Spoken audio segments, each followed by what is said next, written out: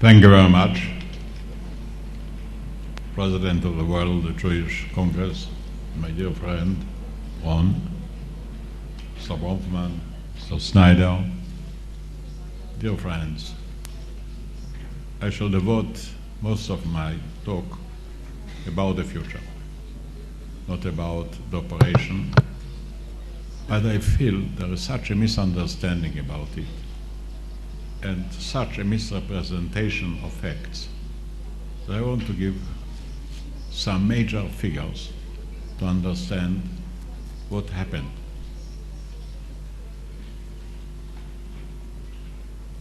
First of all, I want to give you some statistics about the attack of Hamas. From the year 2000 until today, they fired 5,792 Qassam missiles, 4,411 mortars, altogether 10,203.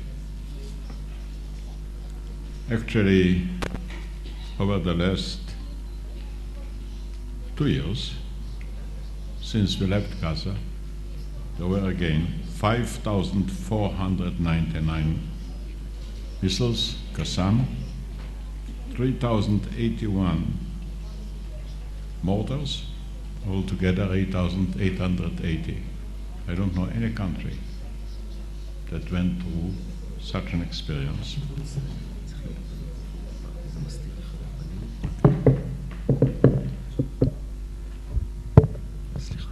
Okay. Now, there were some complaint about disproportions, to say it vulgarly. You can't hear. Can I say it in a vulgar manner? So many Arabs were killed, and disproportionately, not many Jews. I want here to give some figures too. From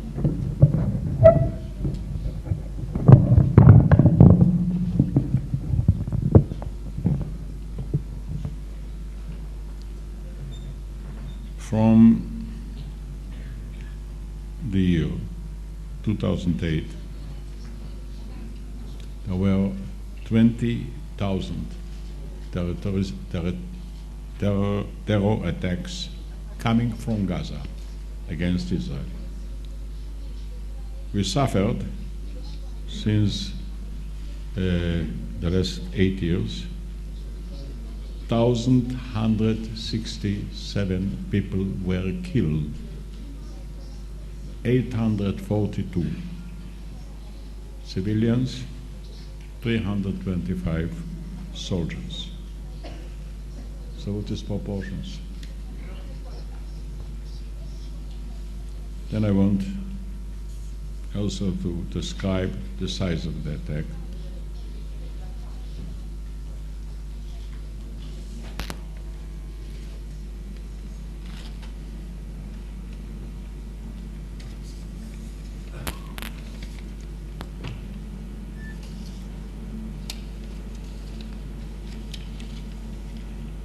Contrary to the story that we didn't let food or fuel to Gaza, I want to give the following figures. From June 2007, which means what, 2 years, we let come in 42,327 trucks that carried in Gaza 1,087,000 tons. That includes fuel and solar, 100 million liters, solar for the power stations, 155 million liters, gas for home consumption, 68,000. The whole stories about the siege are totally unfounded. And then about the smuggling of arms. From September 12, 2005, they smuggled in 300,000 kilo of dynamite, 20,000 different weapons, rockets, RPGs, machine guns, 30,000 rifles, 4,000 pistols, 10.5 million kilos of ammunition.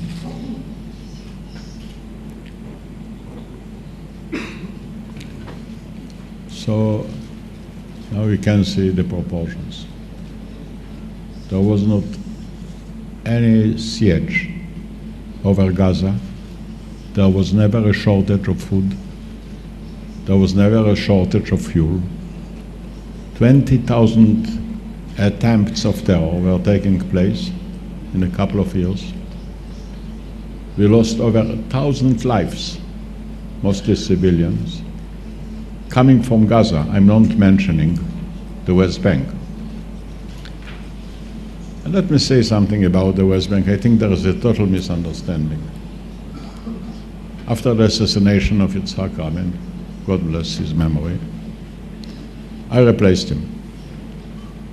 I wanted to implement our promises, namely to hand over to the Palestinians land, villages, cities. I was able in a short while to hand over to the Palestinians 460 villages, 6 cities, to enable them to have free elections, including in Jerusalem. And there was an air of blessing. It didn't take but a couple of months, 3 months. I was on my way to my office at 7 o'clock in the morning, and my guards told me a bomb exploded in the heart of Jerusalem. I told them, we are going straight to the square. They planted a bomb in a bus. There were over 40 people killed, hundreds wounded. When they came to the square, the whole square was covered with blood, bodies, parts of bodies. Around them there were thousands of people. And then I came in, they started to shoot. Murderer, killer, look what you did to us, you betrayed us. I stood, I didn't have an answer. The next day, the same was repeated almost exactly in Tel Aviv. I went to the place, almost the same number of people killed, the same number of people wounded, the same number of people around, and the same shouts at me, killer, murderer, what did you do to us? The next day, in Ashkelon. The next day, again, for the 4th time, in Jerusalem. It was before elections. I had an advantage of 20% over my contender, but I know I lost the elections after it.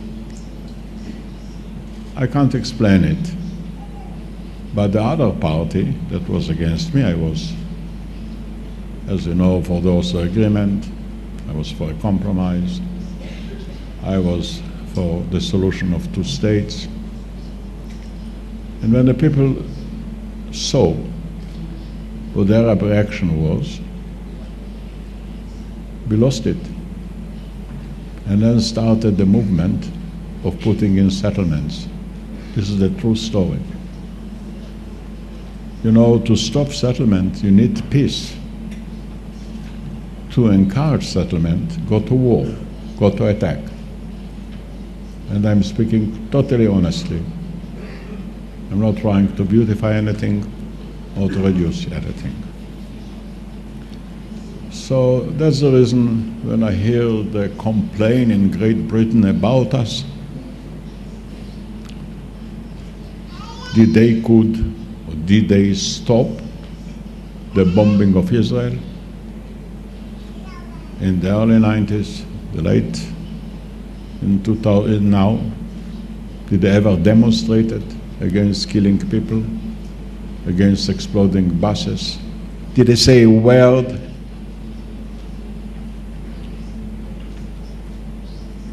But is our blood less meaningful?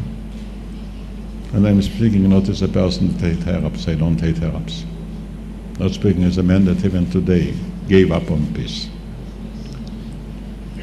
And that's what I want to say. People say, what is really the results of the last operation?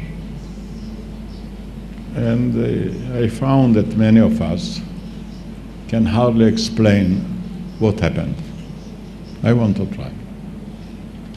Actually, when you fight terrorists, you cannot have the sort of a victory which is characteristic for conventional wars. There are no white flags, there is no uniform, there is no front, there is no army. How can you know? But, and they say, they are very good, they say they won the war. You know, they won the war in Lebanon, now they won the war in Gaza. They're all the time winning. But we know the truth. The only chance we have, and nobody will do the job instead of us. Neither London nor anybody else.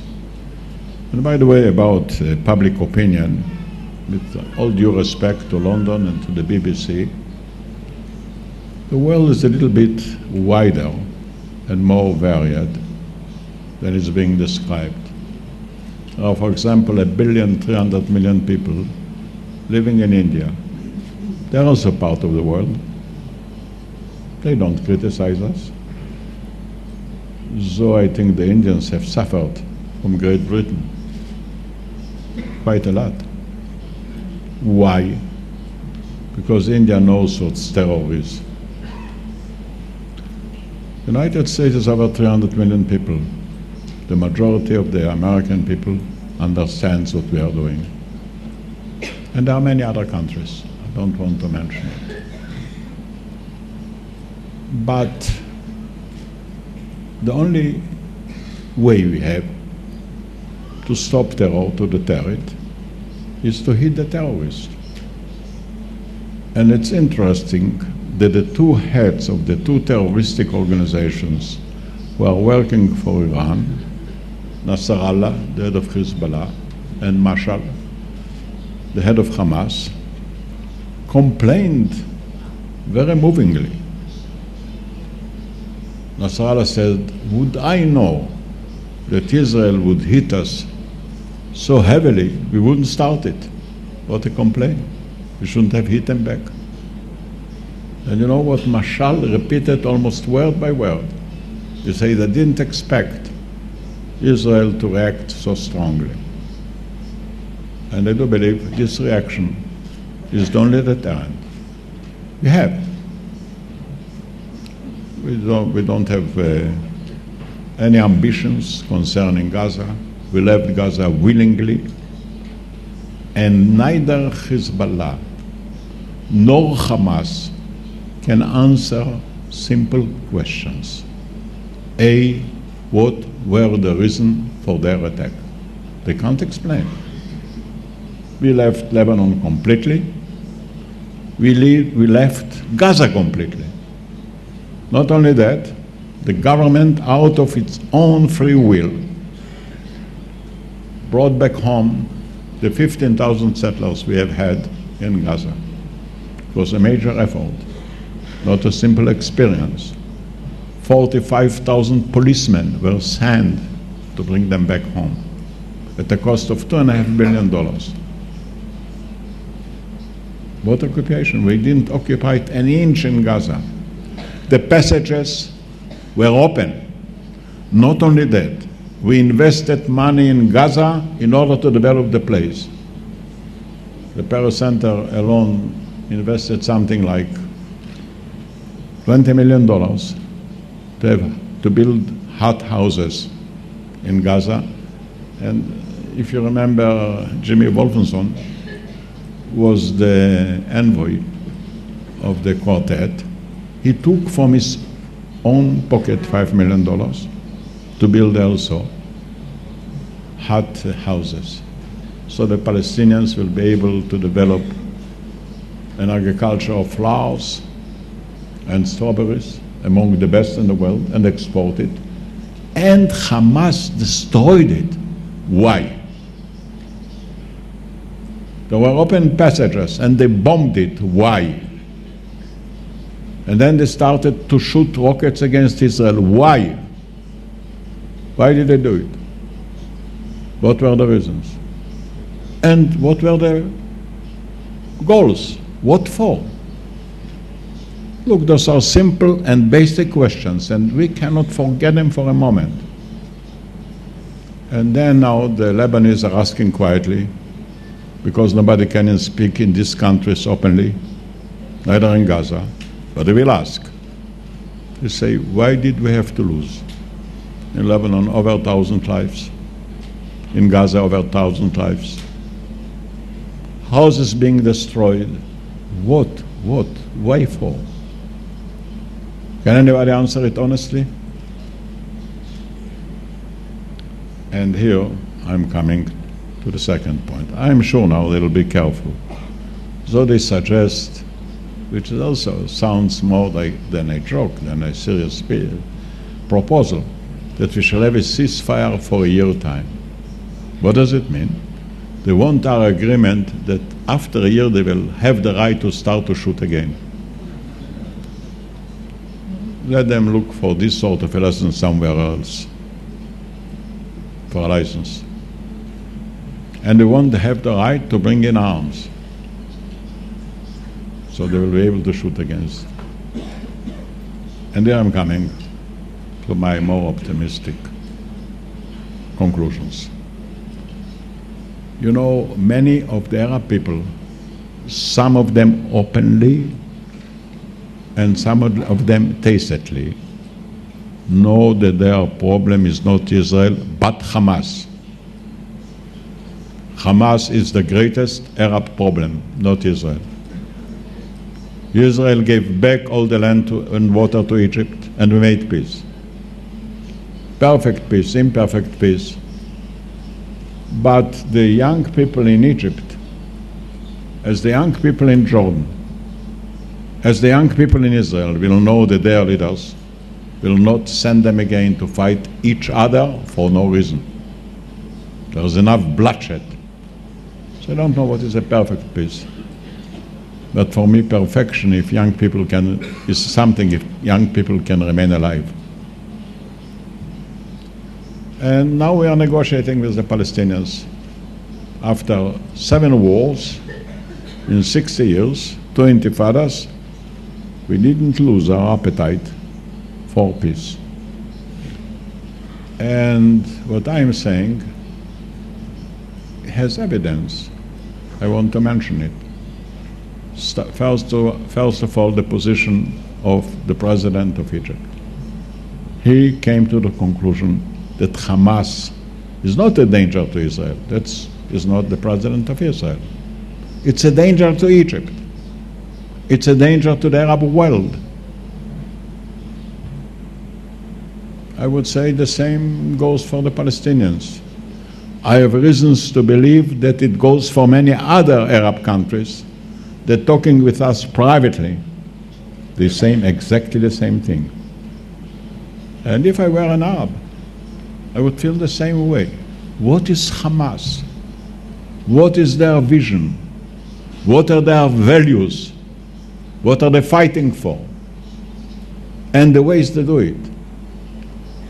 Alas, many children were killed in the war. Few in Israel, many in Gaza. Why? Not because we wanted to eat children. The difference is that we decided to defend the life of our children, and they decided to use the life of their children to defend them. This is the real difference. There was no reason to hit a single child if he would be put in the defended place. And now, in spite of the fact that they have used children and women and families as a human shield and shooting at us all the time from their homes, our army, and I know it for sure, did an extremely careful analytical approach. Every house where there were civilians, our army called by phone before any bombing. There were 250,000 calls to the homes, tell them, we are going to bomb this building, please leave it. And before bombing, they fired in the air to make another warning. I know many of our pilots, I know many of our commanders. For them to hit a child is a catastrophe. But their job is also to save the life of our children. I mentioned the Paris Center. We have a project which is called Save the Children. We brought here to Jerusalem 5,500 Palestinian children over the last 5 years to cure them. They came with their mothers. And if you ask me what is my preference, to cure or to endanger children, it's not my preference. The preference of every commander in our army, every commander, is to cure the children, not to touch them. And many Arabs are saying, look, what are they doing with Hamas? They are bringing a shame on our names, a shame on our religion.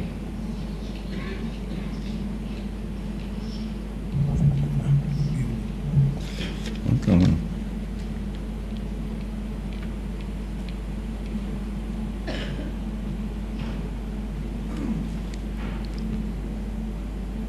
The shame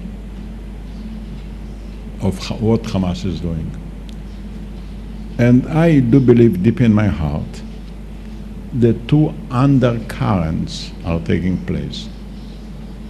One saying there's something more dangerous than Israel for the Arabs, and this is Hamas. President Mubarak has had the courage to declare it clearly and publicly. And the other is that maybe Israel is not such a bad achievement. Let me just say a word about it. You know, one of the committees of the parliament decided to take away the rights of two Arab parties to participate in the elections. They really used a very strong language against the state, against Israel. They appealed to the High Court, and the High Court annihilated the decision of the parliament and gave them the right to run for elections. I know that many Arab people watched it and says, what a country this Israel is. They have 10 Arab members in their parliament who are attacking Israel and their policy day in and day night. And they sit in the parliament and nothing is happening to them. And if somebody wants to expel them, the High Court comes in and says, no, we are a democracy, you will continue. And they say, look, in spite of this weakness, so to speak, of the Israeli parliament, Israel remains a strong country. Maybe there is in democracy something that doesn't exist in the other systems. And there is a growing, in my judgment, an understanding for Israel. It may take time. So looking at it, I want to ask myself, who wants a system like Hamas any place in the world? You want it in London? That people will shoot indiscriminately? That people will not care about their women, their children? That they will shoot as a caprice, without reasons, without purpose, without limitations, without discrimination? Who wants Hamas? And who can say, Israel, don't defend your life? You lost 1,000 people, you lose another 1,000 people. That will be proportionate. It is because of it that I do believe there was a change in the air. I read, by the way, about an American journalist who lives in Syria and is watching Al Jazeera all the time. You know, Al Jazeera is the main spokesman on the Arab side against Israel. He says, strangely, my sum up of watching Al Jazeera is a distaste for war more than a criticism against Israel. It's an ugly war, and we agree. Before I shall continue, I want to say one thing. For us, this war was a great revelation. Our own young generation. They behaved courageously, responsibly. They carried out exactly the orders. There was a sort of a comradeship in arms in the field, which is uncompared to any other occasion I can think.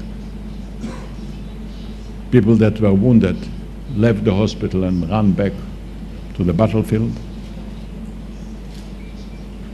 They were quiet, without any arrogance. They didn't use this extra word which is unnecessary. Profound, convinced, modest. They didn't hesitate. You know, to fight in a built area is a hell. The whole buildings and the whole roads were taped with bombs and mines. It was a great revelation.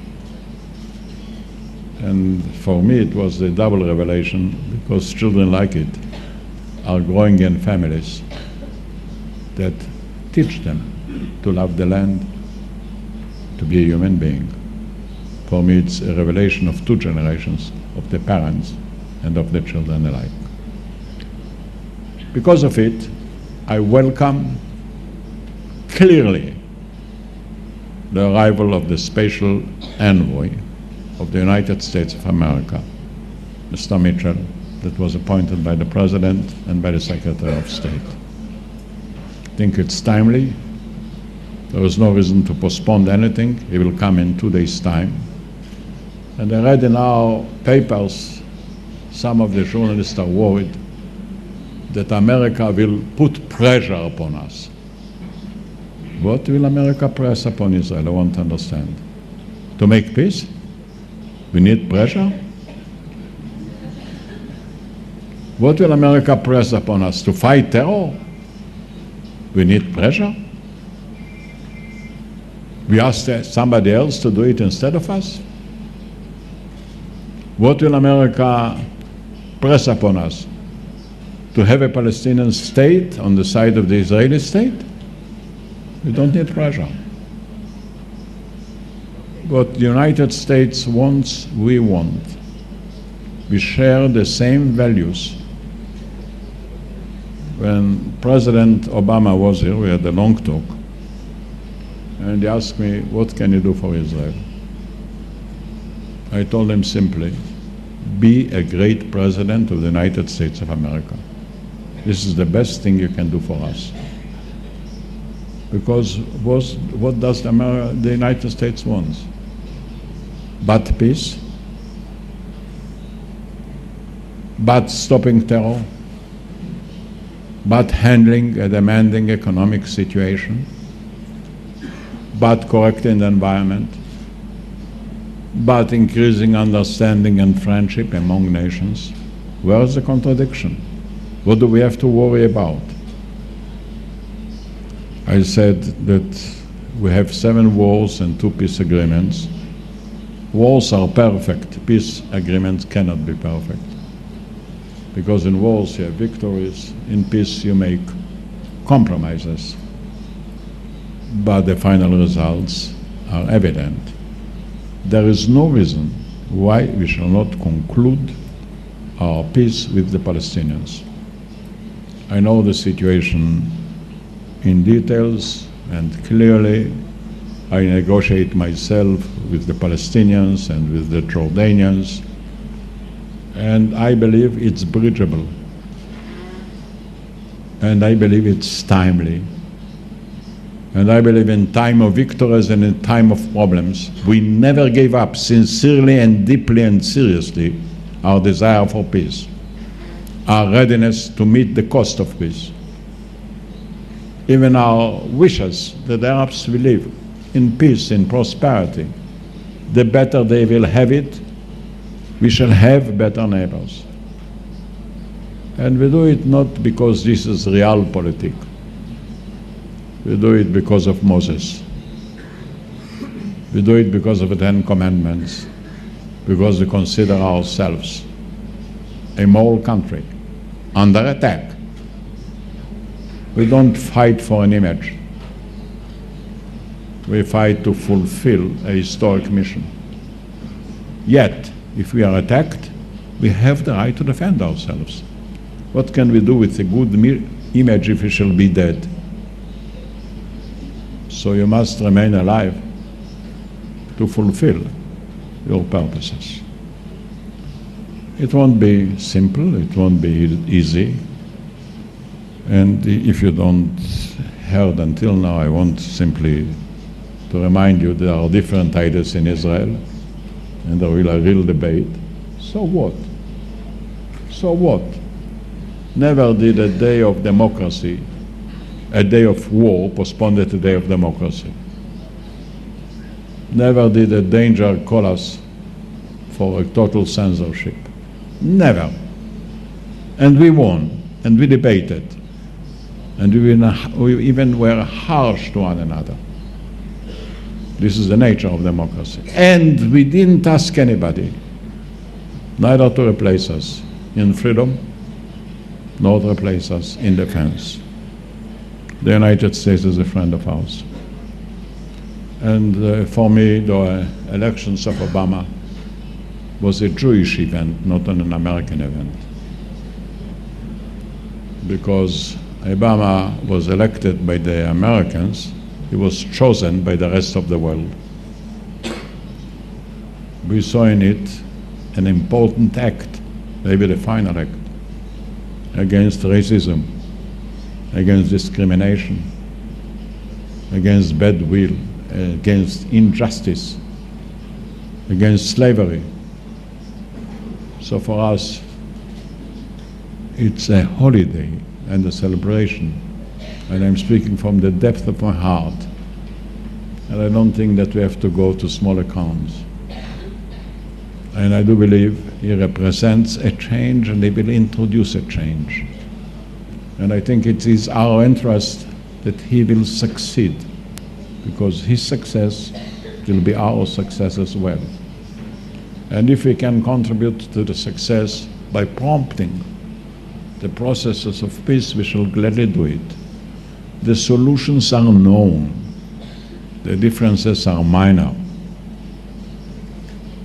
And the difference between a Hamas system and a Jewish message is unbridgeable, not only between Israel and the Arabs, but among the Arabs themselves. I want also to make one remark about the economic situation. We have a governor of the bank, Stanley Fischer, who is really admired by all of us. You know, he is the only economist I met in my life that whatever he said will happen, happens. For me, it was a sensation. But until now, he was very optimistic, so he was happy. Now I became a little bit pessimistic, so I'm a little bit worried. And I told him yesterday, you may be pessimistic about the situation, but I remain optimistic about you. And I believe that we can escape this crisis as well. Since nobody forecasts the crisis, I don't think that anybody can forecast how we are going to go out of it. I'm not impressed by all these learned analyzers. How do they know? My own mentor, Ben-Gurion, used to say, all experts are experts for things that did happen. We don't have an expert for things that may happen. We must be a nation which is oriented of things that may happen, not only what happened. And I think that even now Israel can play a special role, her own role, in escaping the last crisis. First of all, we didn't have so much money to lose, so our losses are more on a human scale. But also we have the talent to go with innovations and high tech, and the country is full with ideas, and we shall do it. Ladies and gentlemen, it's a serious time for the Jewish people. I'm so glad that we are together. I'm so glad that we can remain honest to our heritage and hopeful for our future. It won't come automatically. We shall have to work hard, but the first step is to feel that we are doing the right and the just thing from a moral point of view. Thank you so much.